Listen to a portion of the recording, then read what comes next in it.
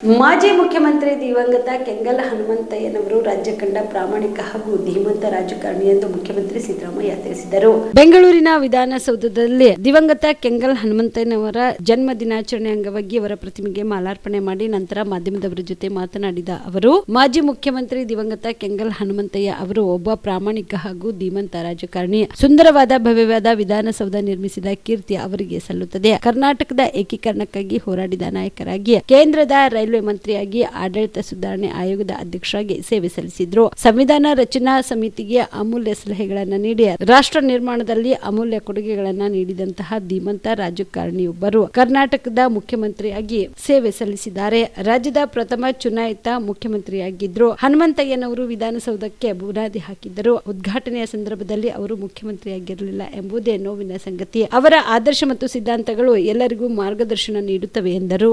ವಿಧಾನಸೌಧ ಇದೆಯಲ್ಲ, ಇದೇ ಬಹಳ ಸುಂದರವಾಗಿರ್ತಕ್ಕಂಥ ವಿಧಾನಸೌಧ. ಇದನ್ನ ಕೆಂಗಲ್ ಹನುಮಂತಯ್ಯನವರು ಅವರ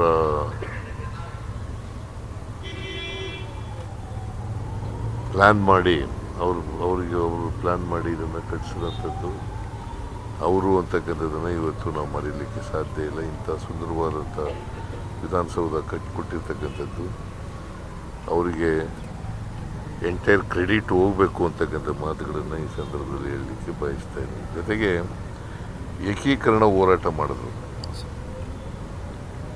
ಇವತ್ತು ಕರ್ನಾಟಕ ಏಕೀಕರಣ ಆಗಿದ್ದರೆ, ದೇಶದಲ್ಲಿ ಏಕೀಕರಣ ಆಗಿದ್ದರೆ,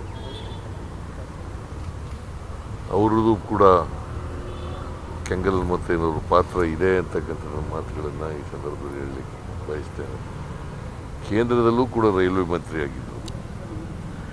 ಆಮೇಲೆ ಅಡ್ಮಿನಿಸ್ಟ್ರೇಟಿವ್ ರಿಫಾರ್ಮ್ಸ್ ಕಮಿಷನ್ನ ಚೇರ್ಮನ್ ಆಗಿದ್ದರು. ಸೊ ಅವರು ಕರ್ನಾಟಕಕ್ಕೆ ಸ್ವಾತಂತ್ರ್ಯ ಹೋರಾಟಗಾರರು ಕೂಡ ಆಗಿದ್ದರು. ಸ್ವಾತಂತ್ರ್ಯ ಹೋರಾಟದಲ್ಲಿ ಭಾಗವಹಿಸಿ ಆಮೇಲೆ ಅನೇಕ ಸಲಹೆಗಳನ್ನು ಸಂವಿಧಾನ ರಚನಾ ಸಮಿತಿಗೆ ಕೊಟ್ಟಿದ್ದರು ಅಂತಕ್ಕಂಥದ್ದನ್ನು ಕೂಡ ಇವತ್ತು ನಾವು ಮರೀಲಿಕ್ಕೆ ಸಾಧ್ಯ ಆಗಲ್ಲ. ಅಂಥ ಒಬ್ಬ ಧೀಮಂತ ರಾಜಕಾರಣಿ ಈ ರಾಜ್ಯದ ಮುಖ್ಯಮಂತ್ರಿಯಾಗಿ ಮೊದಲನೇ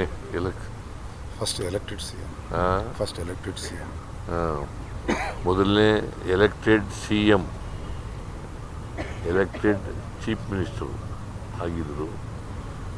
ಆದರೆ ವಿಧಾನಸೌಧ ಒಂದು ಏನಪ್ಪ ನೋವಿನ ಸಂಗತಿ ಅಂತಂದರೆ, ಅವರು ಉದ್ಘಾಟನೆ ಚೀಫ್ ಮಿನಿಸ್ಟರಾಗಿ ಉದ್ಘಾಟನೆ ಮಾಡಲಿಲ್ಲ.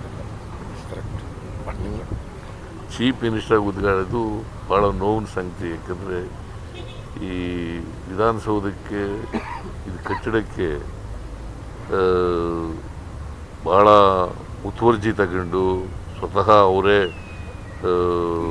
ಎಲ್ಲ ಮುತುವರ್ಜಿಯನ್ನು ವಹಿಸಿ ಕಟ್ಟಿಸಿದರು.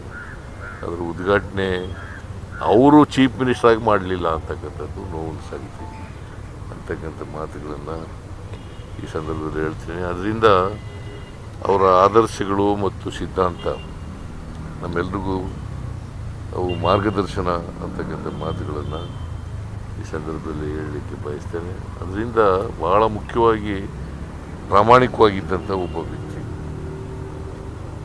ಸ್ವಾತಂತ್ರ್ಯ ಹೋರಾಟದಲ್ಲಿ ಭಾಗಿಯಾಗಿ, ಮುಖ್ಯಮಂತ್ರಿಯಾಗಿ, ಕೇಂದ್ರದ ಮಂತ್ರಿಯಾಗಿ ಅವರು ಭಾಳ ಪ್ರಾಮಾಣಿಕವಾಗಿ ಇಡೀ ಜೀವನದಲ್ಲಿ ನಡ್ಕೊಂಡಿದ್ರು ಅಂತಕ್ಕಂಥದ್ದನ್ನು ಇವತ್ತು ಕಾಮರೆಡ್ಡಿ ಆರ್ಥೋ ಮತ್ತು ಟ್ರಾಮಾ ಕೇರ್ ಆಸ್ಪತ್ರೆ ಕಲಬುರಗಿ, ಡಾಕ್ಟರ್ ಎಸ್.ಬಿ. ಕಾಮರೆಡ್ಡಿ ಹಾಗೂ ಡಾಕ್ಟರ್ ಪ್ರತಿಮಾ ಎಸ್. ಕಾಮರೆಡ್ಡಿ ಸಾರಥ್ಯದಲ್ಲಿ ಕಳೆದ 11 ವರ್ಷಗಳಿಂದ ಸಾವಿರಾರು ರೋಗಿಗಳಿಗೆ ದಿನದ 24 ಗಂಟೆ ತುರ್ತು ಸೇವೆ ನೀಡಿದ ಶ್ರೇಯಸ್ಸು.